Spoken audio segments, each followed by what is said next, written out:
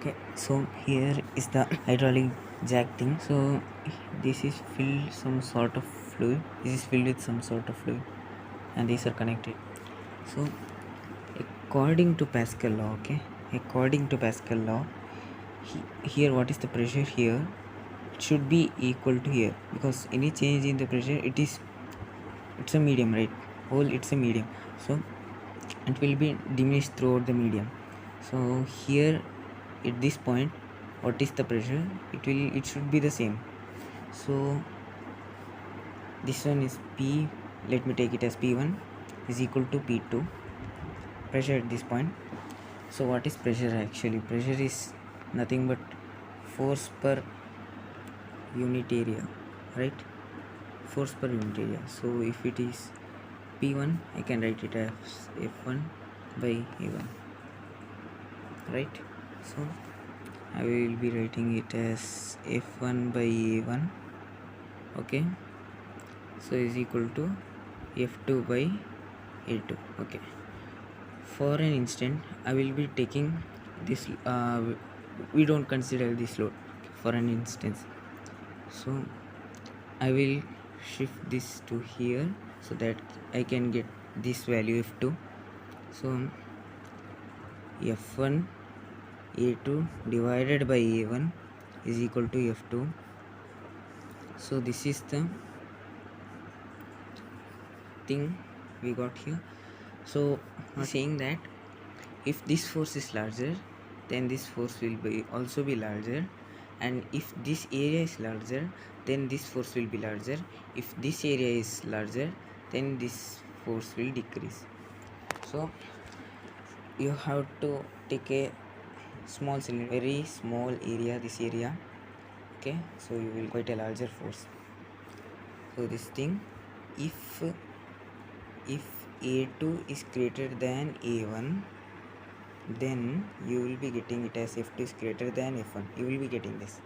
So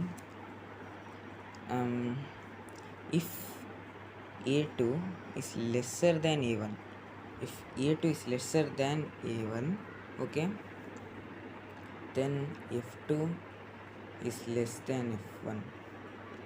okay, I will also add this thing, lesser than or equal to, greater than or equal to this thing. So this is the principle, that's all.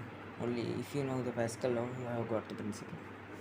So what happens is, you apply a small force, okay, you apply a small force, you keep a load here, which will be some sort of heavy masses, some sort of things, and then you apply a force here, okay, so there will be a change in pressure, right? So this change in pressure will be diminished equally in magnitude throughout the medium. So according to this equation, what we have got here, okay, you apply a force here, you will be getting a force here, okay, it's just you push this piston down, you have to push this piston down, you will be getting this. What happens if A1 is equal to A2? You can write it as A2 is also equal to A1, so A1 it will be cancelling, so F1 is equal to F2. So what force you put here, the same force you will be getting here. If you have the areas, if you have the same amount of area, this area, okay, this thing, I left one thing.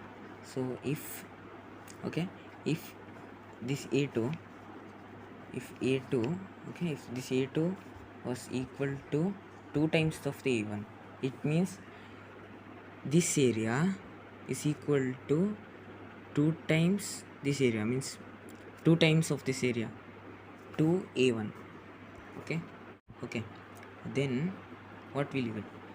So I will be putting this equation. So F1 into 2A1, okay, divided by A1 is equal to F2. So A1 I will be cancelling into A1, so 2 times F1 is equal to F2. So F2 is equal to 2 times the F1, and this is how we are getting.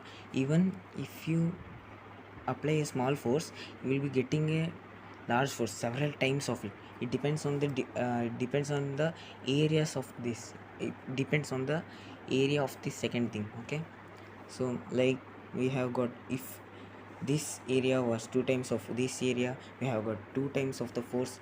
But if F1 was the force you have applied, you will be getting 2 times of the force which you have applied. That is why if you put even a small force, it can lift a car or heavy things, anything. And that is the power of this thing. So it depends on the area. That's all. It's quite simple. Okay, and previously I just neglected this load, and even though it was here, there will be no difference between them. There will be a force here in here, and there will be another force, gravitational force, this mg. This is its mass, acceleration due to gravity, which is 9.8 meter per second squared. So nothing more. And if you want to lift this force F2 must be larger than mg. That's all. So it actually doesn't makes any difference in this equation. Okay, that was the thing I left.